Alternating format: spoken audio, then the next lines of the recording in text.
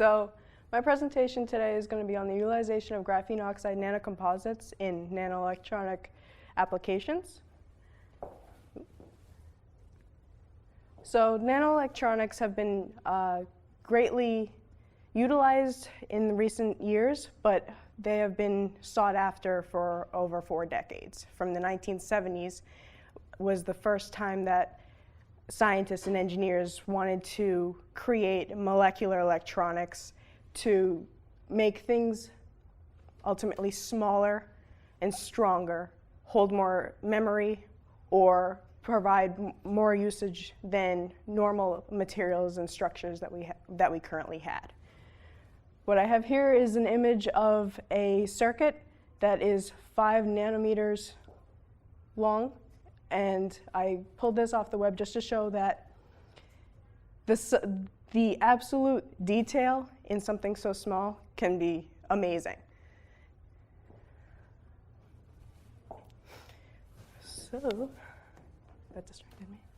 So again, the goal of nanoelectronics is to make electronic devices that can be smaller, smarter, faster, hold more information, more memory, or provide more usage than we have right now. If you think about your laptops or your smartphones nowadays, they're getting smaller and smaller, they're getting smarter and smarter, and we can do more things with them, and we can put more things inside of them that previously we couldn't, and this is due to the progression of applications in nanoelectronics that we have now. So recently, or for a longer time now, we've been relying on silicon to make our nano composites and nanomaterials, but silicon comes with its own group of problems and issues in that it has certain limitations in the amount of things it can do when you decrease its size more and more and more. So with these kinds of limitations, we had to find something else to bring up the slack that it was producing, and we have graphene for that. We also have, for certain materials, anything that had to do with carbon, so carbon nanotubes and nanowires and carbon nanofilms. So anything with carbon has greatly improved the way we can use nanoelectronics nowadays.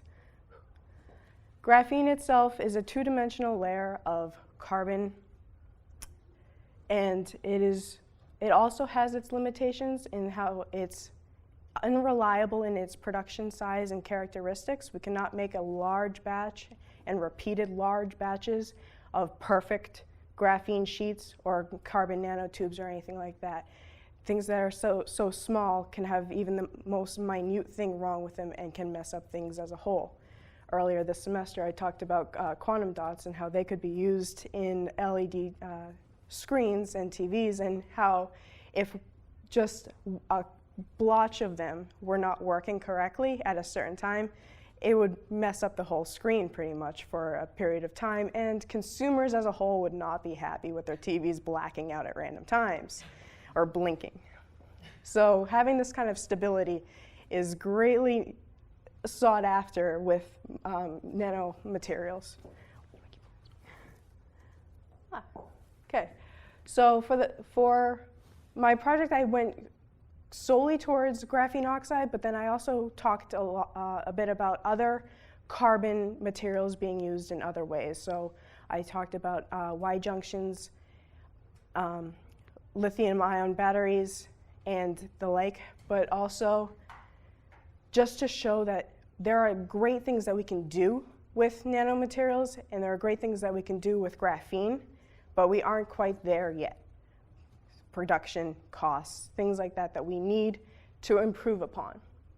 So for graphene oxides themselves, their graphene sheets are oxidized, and that creates the thicker layers that have more spaces in them and have the oxygen-hydrogen mixture inside with the carbon. And then they're also exfoliated, and I saw a video on how this was done. The scientists actually took a sheet of graphene, put it on some tape, and just repeatedly folded over it and rubbed it, and it broke into these little pieces, and that's what we used to make the graphene oxide. And I thought that was pretty interesting on its own, just just a piece of tape. So for functionalized graphene oxides, functionalization is pretty much just surface modification. We want the graphene to take on the qualities of whatever we want to stick onto it. And with those qualities, they can be enhanced. The characteristics can be boosted or changed or enhanced in any way that we see fit, theoretically. So for functionalized graphene oxides, we found that one study had found that they had excellent electrical conductivity, which is incredibly important for nanoelectronics as a whole, to have thermal conductivity, electrical conductivity, and strength. And those are the things that I'll be focusing on as far as the characteristics of functionalized and non-functionalized graphene oxides. Another quality of functionalized graphene oxides is the pi stacking. That is a quality for attracting non-covalent interactions with rings, and it was mostly related to DNA, what I found when I was looking it up. So that was an interesting thing to research on my own. Okay. So one of the papers that I had focused on used molecular imprinted polymers to bind with the functionalized graphene oxides. And I pulled this image of how molecular imprinted polymers work as far as creating a lock and key sort of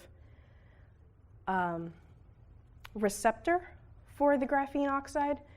And the study had also shown that the graphene oxides took to the molecular imprinted polymers very well. And with these kinds of GeoMIP hybrids, that we can push them further to connect more things with them for receptors to create better nanoelectronic devices. This is actually images from their study where we have the graphene. It was crinkled, and they found that it was very beneficial to connecting to the molecular imprinted polymers, that it had the ridges and layers to grab onto things. And the darker image shows the molecular imprinted polymers actually attached to the graphene. For non-functionalized graphene oxides, I had read about polyvinyl alcohol reduced graphene oxides. Reduced graphene oxides can be done thermally, either through a low extended heat or a high quick heat, or a variation in between. And it changes the characteristics of the graphene oxide.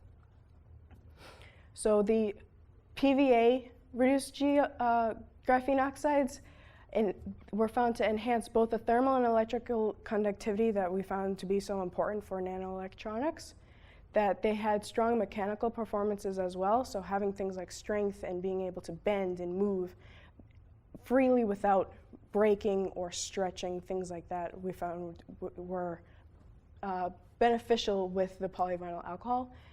And they were, of course, superior to what we have now, which are carbon nanotubes. And graphene is what we're trying to make the next step after nanotubes. So with sodium dodecyl benzene sulfonate, the polyvinyl alcohol graphene oxides were found to have an actual 150% increase in tensile strength, and loss of breakage or loss of stretching or breaking or falling apart was decreased from 220 to 98%. Here I have an image comparing the thermally burnt graphene oxides compared to just a plain old graphene oxide, and the differences in their colors. And there was also an image I had found of varying solutions ranging from a plain graphene oxide to one that was completely torched to become a reduced graphene oxide, and they did range from colors of light brown all the way to black. Another topic I wanted to discuss was nanographene platelets. And the properties of these platelets, they can range from 0.34 nanometers to 100 nanometers. and they were shown to have unusual traits and properties to them. And I have to go forward for this one. A certain group had pulled multiple platelet samples from around the world, from Brazil to Texas, and they had pictured each one of them. The fifth one did not survive. And they found that from different sources, from different laboratories, from different people, that there were varying thermal conductivities, electrical conductivities, and qualities of strength depending on which laboratory produced which graphene oxide. Also, C, as you can see, has little white flecks, so it was actually contaminated.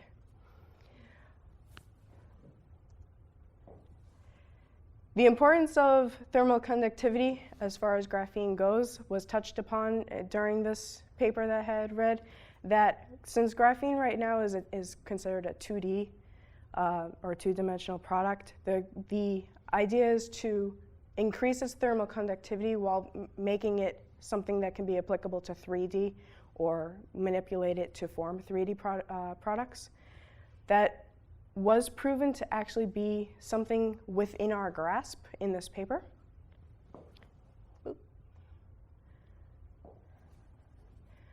Also, in another study that I had read, that these nanographene platelets mixed with resin in an aqueous solution actually had over 1,000% increase in the toughness and strength that it had. And mixed with resin after further thermal reduction was a thermal conductivity increase at 3,000%. So these things can be strong and can hold a lot of thermal energy and electrical energy, and can be used and utilized for nanoelectronics if we overcome the production and cost variations that we are unfortunately stuck with right now. What I have here is the great difference that the nanographene platelets had compared to just plain old carbon or graphite microparticles, the green one, and how the red line, which was the nanographene platelets, is shooting off of the graph, because it's pretty awesome. So for the future in nanoelectronics, I touched upon it a little bit at the beginning of this, is that some of the other things that I had looked into were lithium-ion batteries or